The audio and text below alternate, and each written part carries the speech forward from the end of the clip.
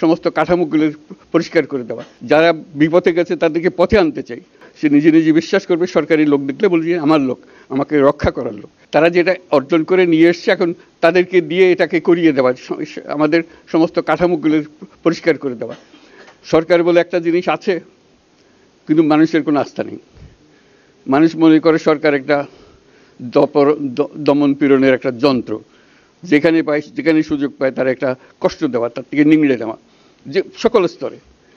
এটা হলো তার থেকে কেমনভাবে সামাল দিতে হবে, তাকে একটা ভয়ের একটা জিনিস, তাকে সামাল দিয়ে চলা, এটা হলো সরকার। এটা সরকার হতে পারে না।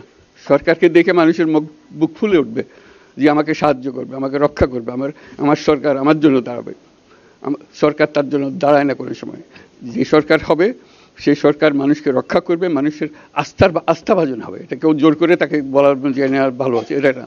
সে নিজে নিজে বিশ্বাস করবে, সরকারি লোক দেখলে বলবে যে আমার লোক, আমাকে রক্ষা করার লোক। সেই আস্থাটা আমাদেরকে ফিরিয়ে আনতে হবে মানুষের মনে, তাহলে মানুষও যোগ দেবে এটাতে। মানুষ এখন পিছিয়ে থাকে যে কিসের মধ্যে আমাদেরকে ঢুকিয়ে দিচ্ছে।